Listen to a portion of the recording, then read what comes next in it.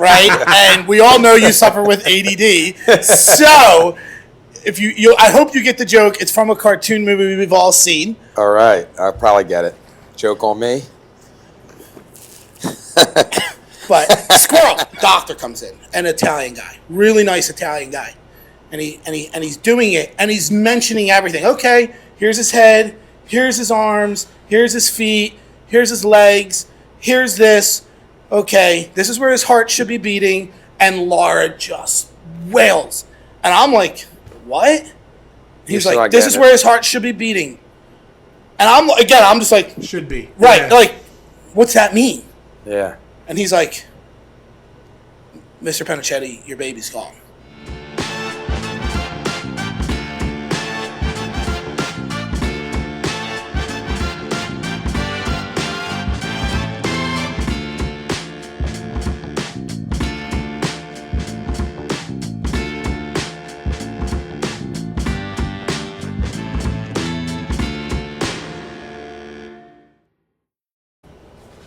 Welcome back to the Podpastor. It's been a week. We're excited to get back this week. Excited to have episode number 3. We have a special guest, and we'll do some introducing in a second. Don't forget to like, share, subscribe, and leave in the comments questions you have for us or anything like that. And just good to be back. Thank you for all those who have subscribed. We're excited. And thank you for those who have watched the video. And hope this is a blessing and a lot of fun for you. It's exciting that I'm episode 3, but I think I'm episode 4. No, yeah, he's episode 4. All right. So if you're watching, we're going to keep it going. Yeah, if you're watching this, we released an episode already on Sunday. It was our Memorial Day episode. So if you didn't see that, go back and watch that. This is going to be our midweek episode. We're excited. Uncle Dan, introduce yourself. Oh. Episode 4. Episode 4. So Uncle Dan, introduce yourself. Let them know why you're here. Well, it's good to be here. Like and subscribe. I'm Christian's younger brother. That's right.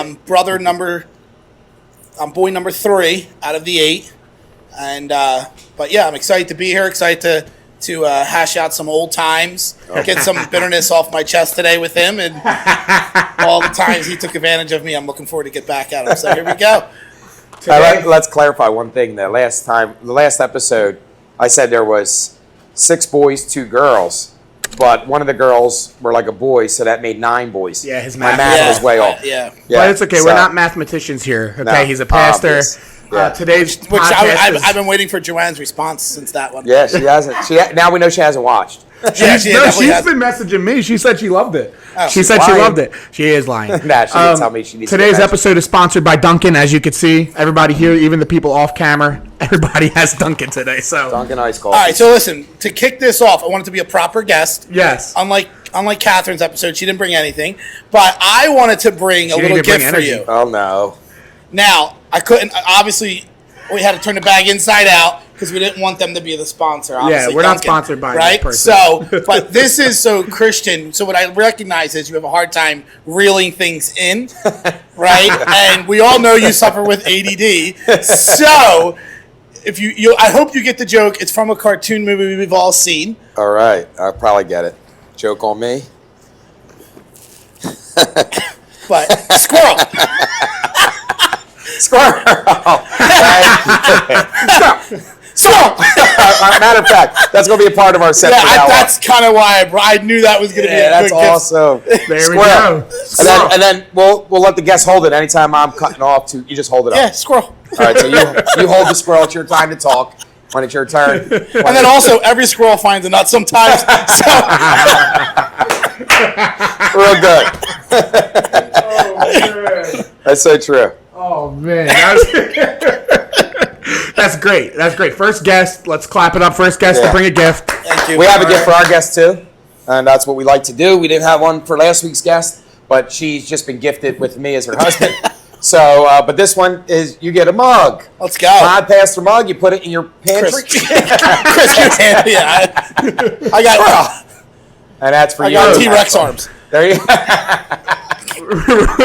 Okay, so I love how this has started so far. Let me just get this out there real quick. Go ahead. There's been some questions about if it costs money to subscribe to the channel. It does not. Subscribing is free. If you don't want to miss any episodes, subscribe. Click the little bell icon next to it. You'll be notified as soon as we put an episode out. Also, thank you so much for the love on the first 2 episodes. Yeah. We went from 0 to 113 subscribers as of this recording. That's awesome. The videos in total, I think, are up to like 1,000 views between the first 2 videos, so way above what we imagined already. Hopefully, this is going to be an awesome episode, so hopefully this one also gets that kind of love. Make sure you're leaving comments, ask us questions, anything. We have the email, thepodpastor7@gmail.com. If you want to come on the show, send us an email. If you have any questions, send us an email, leave a comment. We're replying to everything. So, yes. So Uncle Dan, let's get started. Let's get into this. show. All right. So, I love that you wanted to come on. Out of all the uncles that we have, I would say you are definitely involved in the business world the most. I don't think that's even a close competition, right? So the first thing I wanted to ask is, what is that dynamic like being a Christian and working in that upper management in the world? How does that affect your relationship with God? Does it at all? Yeah. What are your thoughts on that? I think our childhood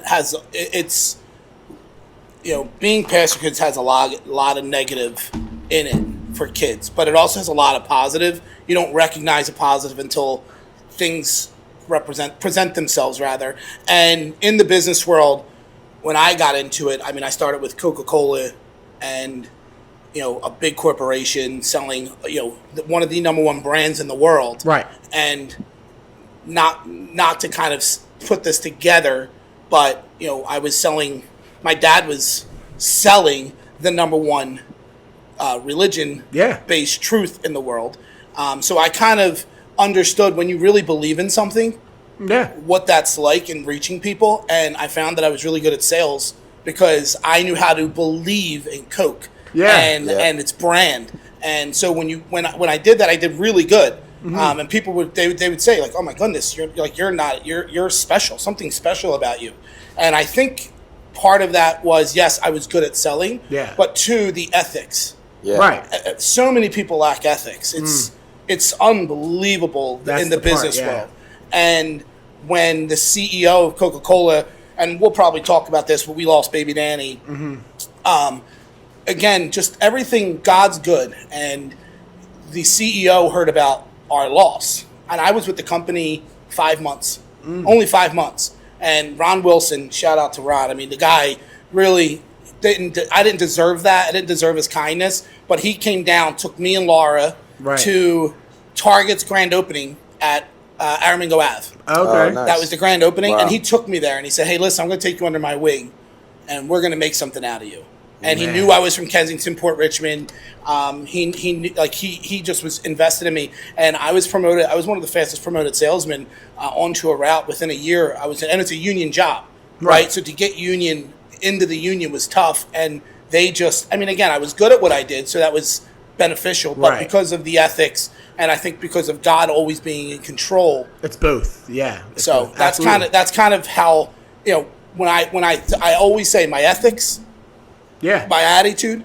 I try to be positive. I try to come in with a smile. Right. And that just, as a boss, people suck that up, right? And it's just like a pastor. You come in a Sunday morning all depressed. Yeah. It's a horrible Sunday afternoon. I do most times. Absolutely. I know. I've been there. That's why I left. Now, here's a question. I got a question off of that Go ahead. answer. So, side note, who's better, Coca-Cola or Pepsi? So, depends where you're talking. Yeah. Pepsi's better in urban areas. All right. I don't understand what that means. It's a politically correct answer. Just keep it But real. Pepsi's an urban. It's a city-driven drink. Okay. And hence why just look at their marketing. I always say Coca-Cola doesn't have celebrities. Right. They don't need celebrities. They got they the have polar a brand. bear. Right. They have the brand. Yeah. Right. They have the polar bear. Right. Yeah. That's all you think of. Right. Now, when you think of Pepsi, who do you think of? Every music artist. Yeah. Right. Super Bowl Michael Jordan, show. Michael Jackson. When you think of and that's why, because Pepsi is marketing to masses, where Coca-Cola, they're the same brand since 1900s. Like, right. You're going to buy them because that's, and if you ever go to a 5-star restaurant, Coke.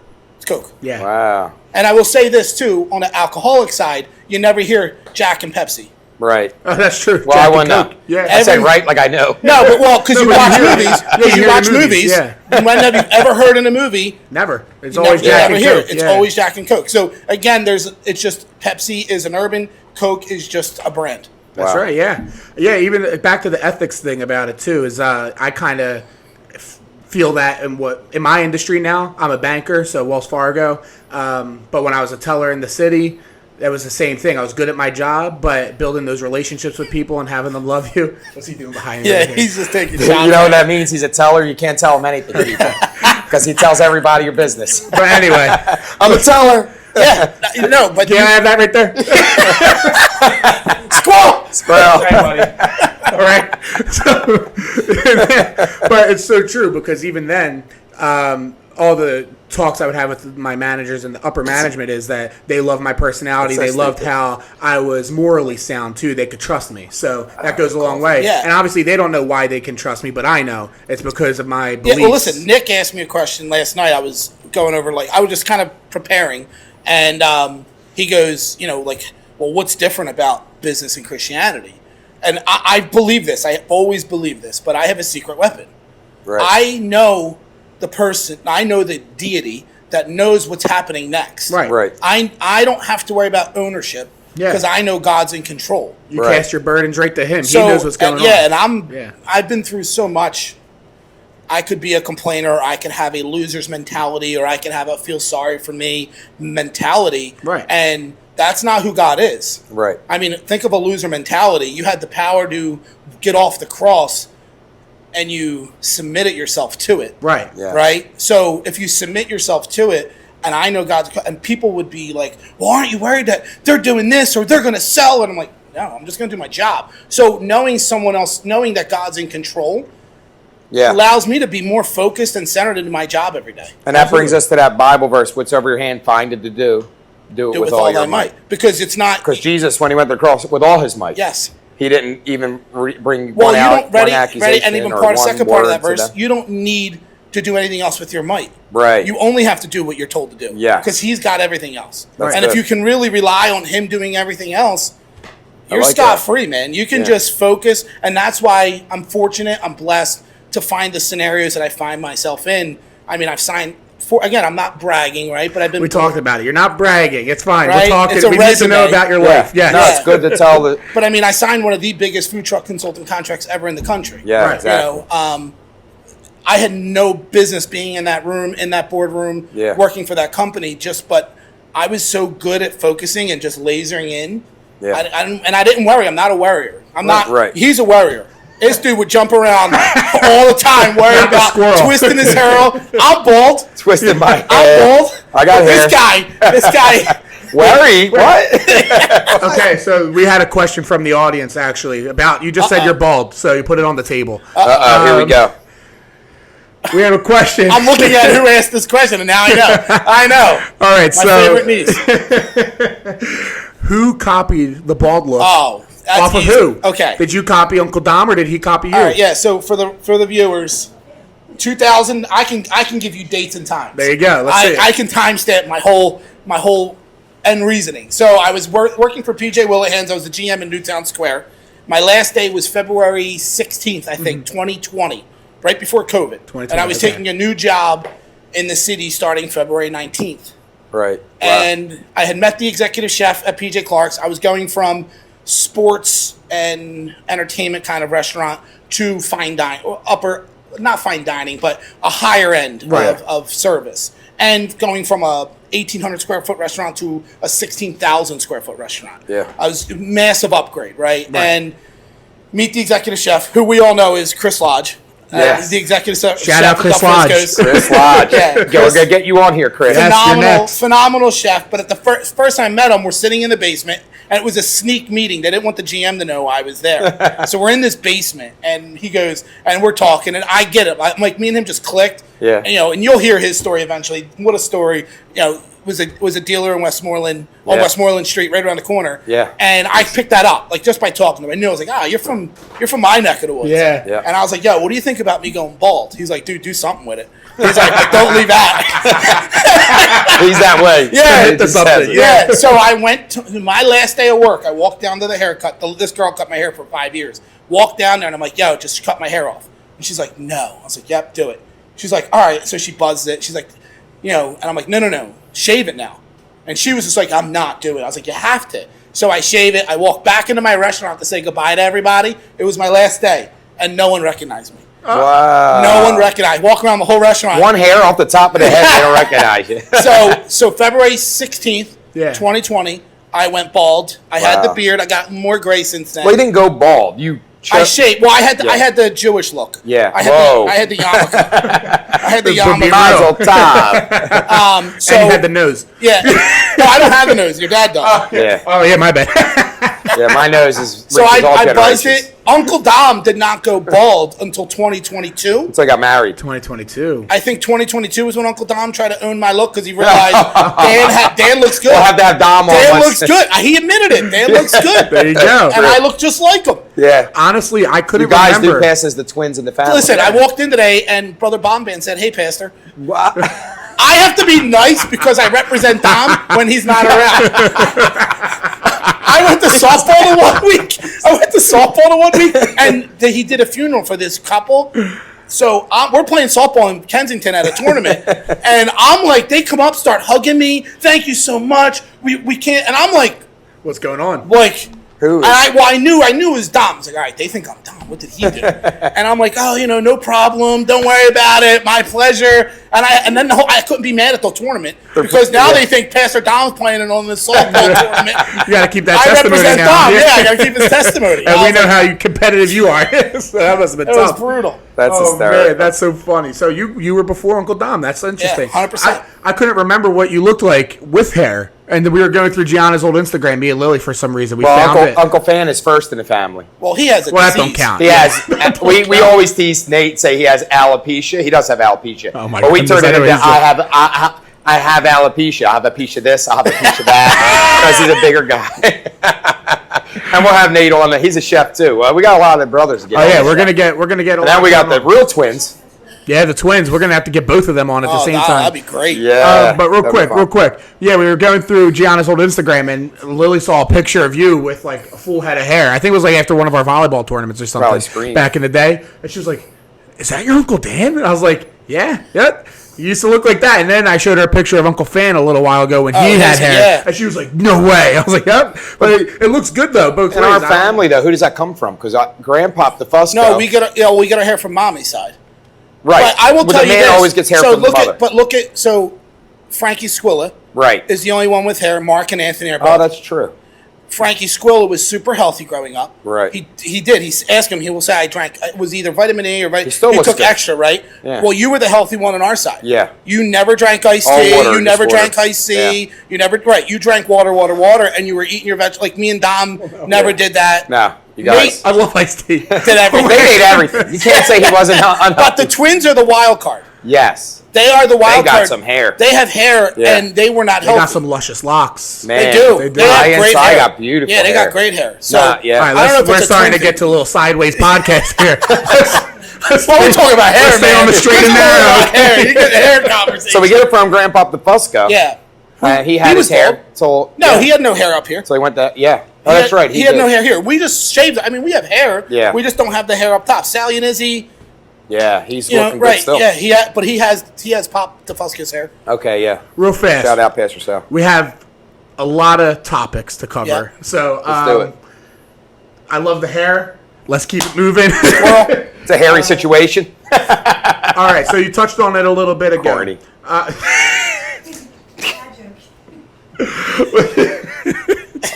squirrel. Hold your Squirrel. Hold it. Just talk him the whole episode. Let's just start clapping for him though. You know why? Because we have made. I don't know how long we've been going. Actually, can somebody start a He's timer done good. for me now? I'm going. We got a timer going. Okay, but 10 minutes. Oh, okay, that's not bad. All can right, go 40. we're gonna go longer. Yeah, Yeah. we have a lot to talk about with you. But No what rush. was he saying now? Oh, he's gone a whole 10 minutes now And barely- without shout outs.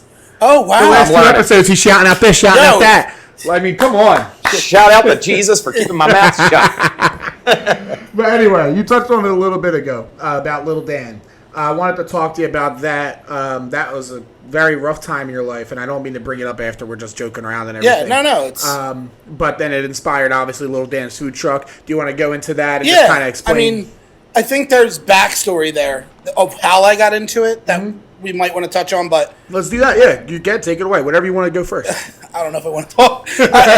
Everything's a touchy subject. When you grow up in a pastor's home, Chris, I mean, everything's a secret. Right. You were not allowed to talk about anything. We might as well just sign NDAs with the church. So true. Rightfully so, because, I mean, everybody's your judge. Yes. Yeah, and again, another good, really benefit in the business world is I don't talk to people about, so I'm very trustworthy to upper management or to ownership because they can come to me and talk to me about crazy ideas that if they talk to the people that were hourly would freak out like, oh, it's my... So, again, another good thing. But, so everything's a secret. So, so I was at Coca-Cola until 2010. The last 2 years, 2009, 2010, for all years, I was full-time at Grace as well. Yes. So I was working for Coca-Cola up until 2010. I was full-time at Grace, and I was not ordained. I was just a full-time volunteer on my own dime. Right. I paid my own way. But I was the youth leader at Grace. Which is what churches need. They need people that they don't have to have on payroll that are just willing to help. And we were, we were blessed with things. Well, actually, I'm sorry. I got your Little Dan's question confused. I'm thinking the business. You're talking Little Dan himself. Either way, go. No. Little Dan happens first, right? So 2004, me and Aunt Laura get married. We were not coached, about. Oh, that's a good subject.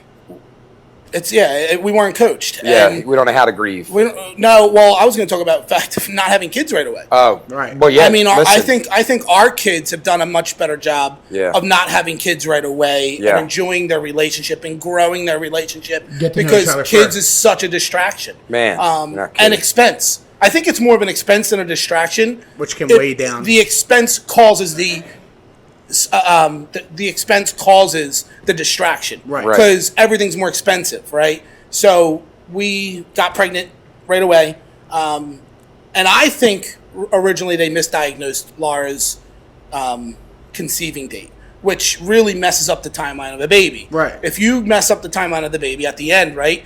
9 months. If you think it was about 3 weeks before or after, right? It's premature or it's overdue. Right. So I've always thought that in my heart of hearts. I've always I think it made sense that we would conceive on our honeymoon, and they had us conceiving at the end of December. Right. So, which is okay, that doesn't make sense. But fast forward to September 20th, 2005. Okay. I'm a workaholic. I love work because I love a challenge. Right. It makes my mind. If I don't go to work, I'm just a lazy bum and I won't do nothing. Right. I need my mind to be challenged. Yep. So I was working for Coca-Cola. I was doing really well. I was there for 5 months. I never made one doctor's appointment for baby Danny. I did not make one doctor's appointment, except September 20th, 2005. It is the only doctor's appointment I went to. Wow. And September 20th, 2005, I packed a bag. Laura was ridiculously swollen. Her feet were just massive. Even I, at 24, was she's not healthy. Something's wrong. Right. They're going to keep her. So we were going back for a stress test because the last one, they felt the baby was under stress and they wanted to do a stress test. Why they waited and scheduled a week out, we still don't know. But we schedule a week out. We go for the stress test. So I pack a bag. I tell work, hey, most likely they're keeping her. We're going to have the baby. So I'm probably not going to come to work the next day, but I will be back to work on Monday. I think it was it was a Tuesday. It was the Tuesday that September 20th, 2005, the longest yard was released with Adam Sandler. Wow. No way. I can recall this day like it was, I can recall everything. I'm sure. So we get to the hospital, doctor comes in, I can't mention the hospital, but doctor comes in and, takes her longer to find the heartbeat. And I told Nick this yesterday as he's asking questions, and he kind of figured these were going to bring this up. And I just said, I one of my regrets in life is I didn't speak up. Right. I allowed someone's knowledge to intimidate me. Right. Yes. And supersede my gut. Mm-hmm. We do that in church too. Yes. Again, a lot of similarities in my life. Yes. And the, you could say that the downside of some of Christianity or the religion, that how we run it, or operate in. Yeah. Nobody asks questions.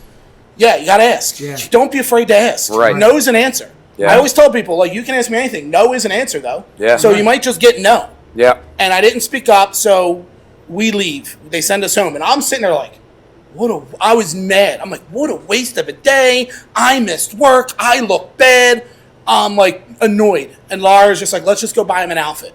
And baby Danny, we spent so much money on memorabilia. I mean, you still all remember. I think I gifted everyone his memorabilia. Yeah. But baseball bats, baseball cards, cases and cases of baseball cards. I loved baseball. I was a baseball player. I was kind of was really good in my teen years. So everything, his whole room was just baseball. Mm-hmm. So we went and bought him a baseball outfit. And we come home. We were living at her parents' house on Norris Street. And again, vivid as the day, she puts her hand on the knob on the side door. Kat, you can remember the side door that was infamously used, not the front door. The side door, and she goes, something's wrong. Wow, Mom. I mean, legit, like hand on the door, and she goes, something's wrong. We should go back to the hospital.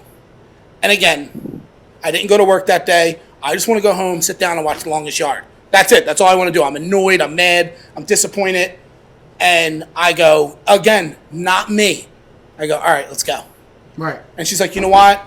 If I go, they're going to ask me if I laid on my side and counted the kicks for 2 hours. Let me eat something. We'll watch The Longest Yard. I'll count his kicks, and we'll go to the hospital.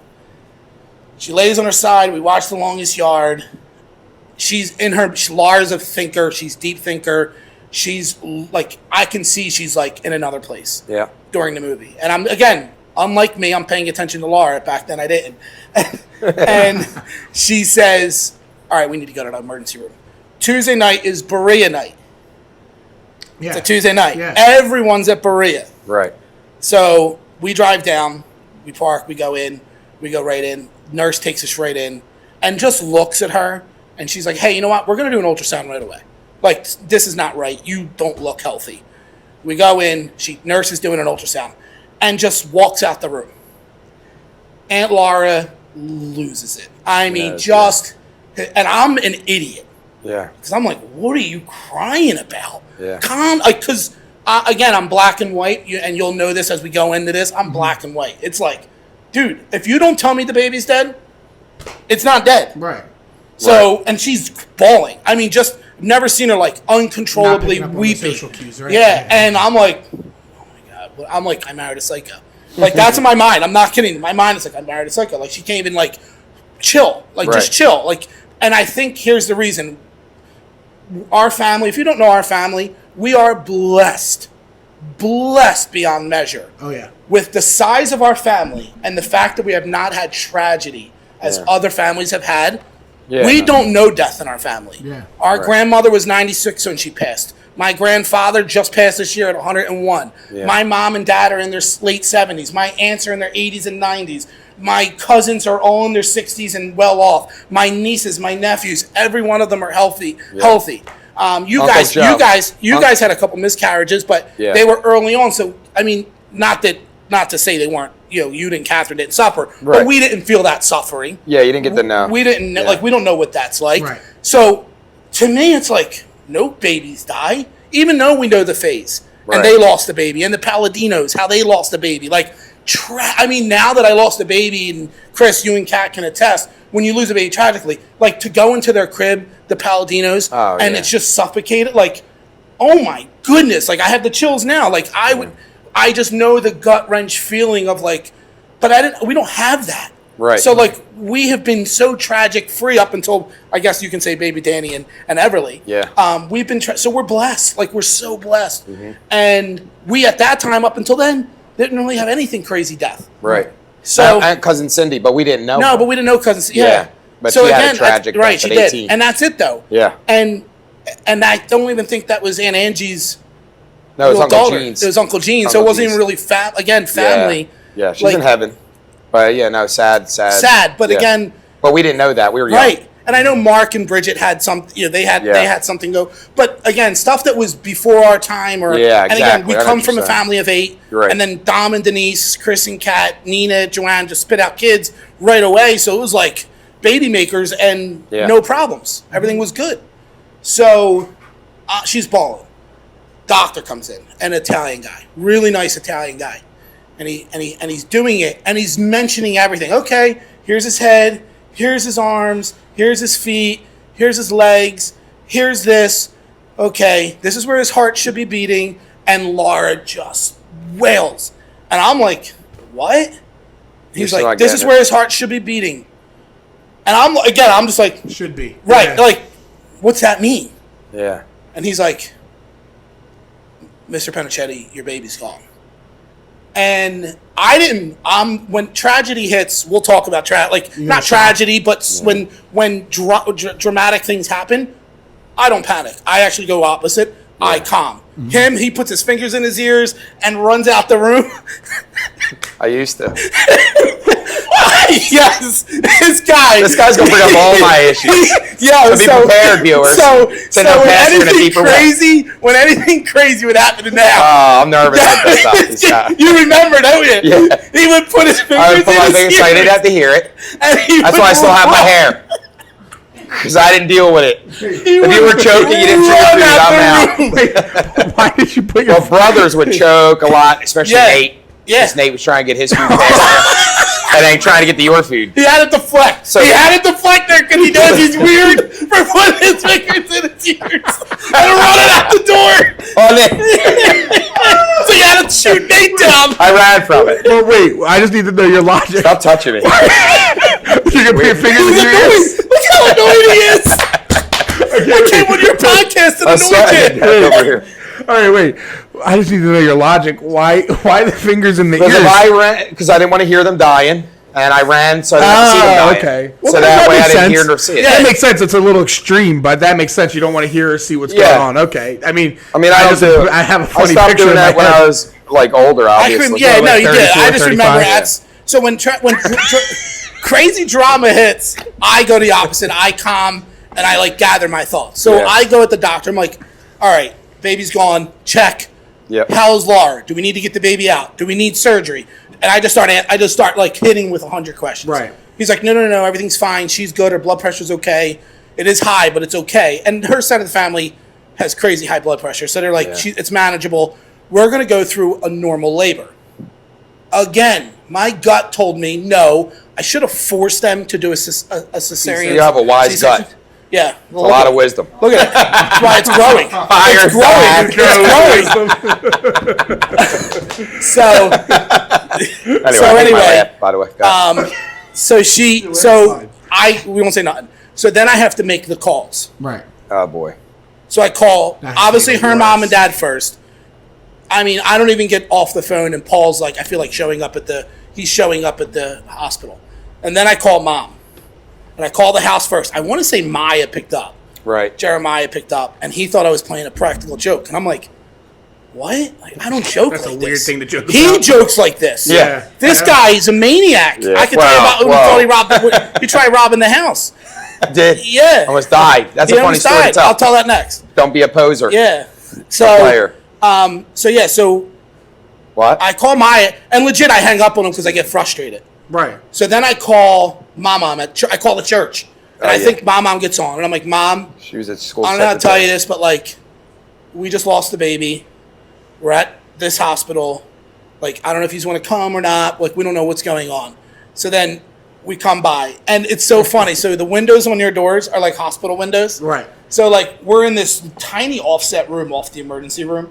And they wheel Laura to her room. So me and Laura are being wheeled down the hallway. And I promise you, look at the little slit in that window. But they don't see it on camera. Oh, well, you know how hospital windows are. They have a little slit in them.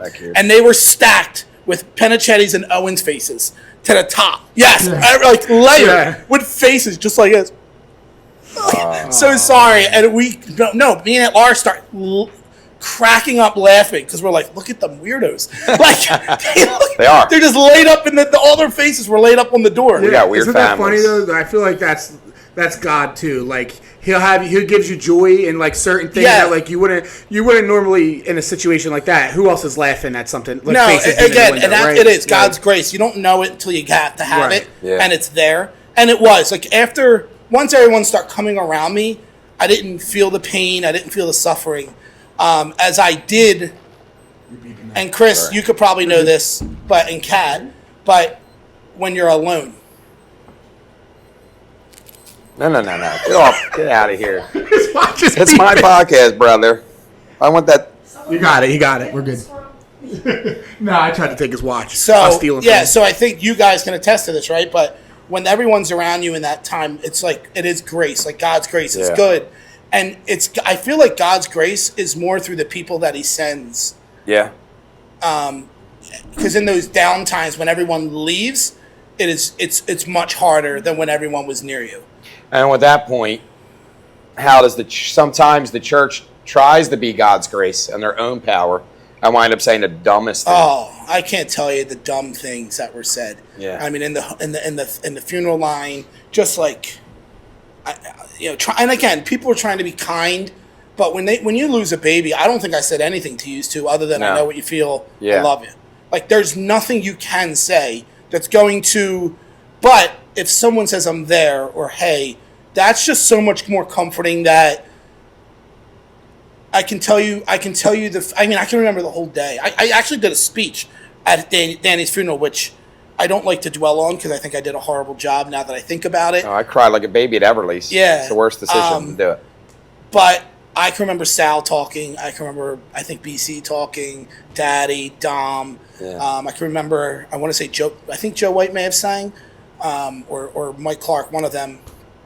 But John Palladino sang, one of my most favorite songs. And he only did it because he knew, and I think that was one of the most powerful, because he didn't sing anymore at church. Right. He was done at that time. Yeah, he came back. And he came back and sang Chuck Cremine's this God will make this trial a blessing. And if you hear the words of that song is a game changer. Right. So now with that, to keep it real, church people, the church is people, not a building. Sometimes they say God's grace is sufficient, and it is, but they don't let you grieve because where's God's grace? So in other words, we have God's grace, but they don't allow a grieving process because they don't know the grieving process. 1, 2, you don't know it. 3, you should get grieving counseling. Yeah, because if you don't get grieving counseling, and I do believe in grieving counseling because we don't know how to grieve, so we should go get taught how to, biblical sense and physical and mental. Well, I think it's the right to grieve. Is what you're saying. Yeah, right? Solomon says there's a time to weep. The church doesn't. The church. I shouldn't say that. There are people in the church that don't believe grieving, crying, missing is biblical. Yeah, in other words, they think it's you should be good, you should be fine because God's in control. Yeah. Versus, no, grieving. There is a way to grieve, and everyone has their own grieving process. Right. You and I are a lot alike, but we're also a lot different. Yeah, I'm more emotional. Right. I hold everything in, but it's still healthy for me because it's the way I do it. I don't like to cry publicly. I don't even like to cry privately. I don't think Nick or Brooke have ever seen me cry. Yeah. But at that same time, that's the way I do it, right? And I should not project how I do something versus... Like Jesus came to Lazarus, who was his best friend, or a close family. He wept.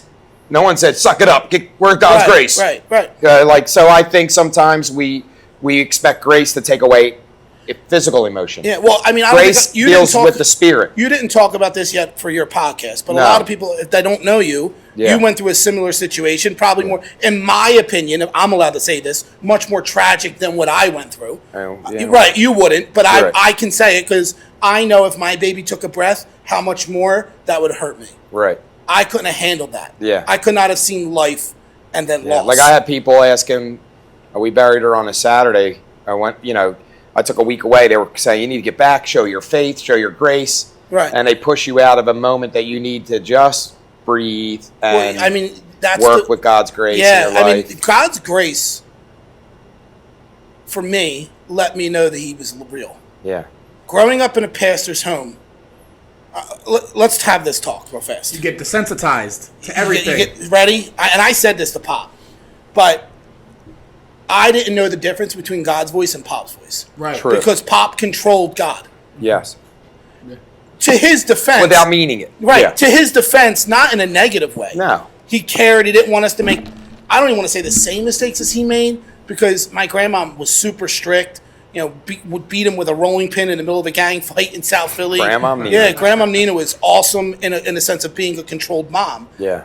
Versus my dad took that from a religion standpoint and then wanted to be like, hey, I need to be God a little bit and force you and control you.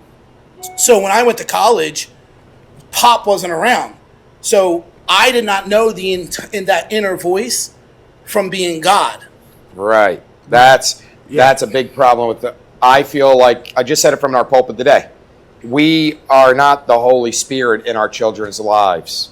We try to be. We're the authority, the God-given authority, and we can be an authority, but we're not the Holy Spirit. And sometimes we force them to obey us rather than the Holy Spirit. Yeah. And we don't have communication. I'm really good friends with the kids in our church. Yeah. Right. Nick's friends. Like, it's funny. They had a bike trip on Wednesday, and they wanted me to come, and I'm like, and I know how I was. Yeah. I didn't want Pop to come to anything because he was a control freak. So I'm like, no, my kids won't want me there. So I tell Nick that. Nick's like, dude, my friends love you. You can come. I was like, oh. And I have a good relationship with young people, but it's because my relationship with young people, and that's why I was a youth leader at Grace, right? I have a great relationship because I'm very empathetic, Yeah. but I'm not God. Right. Right. My job is to, if I am not even a youth leader, if I'm a friend or I'm a what do you call it? Not an idol, but someone they look up to. Right. My job is to just project them to God's voice. Yes. My number one challenge to Nick and Brooke, I could care less how you turn out. Do you know God's voice? Yeah. Think of Samuel when he heard God's voice. There you go. Perfect. The priest He could did have not know said, it. the priest at first, like, get out of here, leave me alone, whatever. It's not me. Then he had wisdom. Right. When next time you hear it, say, here am I, Lord. And so then he heard the voice again and heard the voice of the Lord. So sometimes I think we get so used to hearing the parent's voice or the pastor's voice or the Karen Christian's voice. We don't hear the Holy Spirit. Yeah. And again, we expect our teenagers to be in this controlled atmosphere, this bubble, per se. Yeah. And listen, the world, the United States, the world, we need preachers, we need missionaries. That's no doubt. Right. We definitely do. Yeah. But can you tell me this? How come our Christian schools aren't raising a flag of we need Christian senators? Yes. We need Christian congressmen. We need Christian businessmen. Yeah. Yes, but who's going to pay the way? And I'm not kidding you. Who's going to pay the way for the churches if you're pushing every kid out of a Christian school to be in a pastor or that? Yeah. Who's what? You're staying in your little bubble. Yes. You need Yeah. Christians Plus, to I do go believe out into the world. by calling every kid to the ministry of God's work is sometimes they're man called. So many are called, few are chosen. Yes, there you go. Because we're now saying you're Yes. called. How do I know? Right. And I spoke a little about that last week. In the will of God's how you know the will of God. The problem is we want our will done for our kids and not God's will done for our kids. Give me the squirrel because I'm ADD right now. Go ahead. But you just took me onto something. There we go. We got the squirrel moving. Thank you for watching part 1 of episode 4 of the Podpastor. Part 2 will be released Friday, drop Friday. We'll see you then. God bless. Have a great week.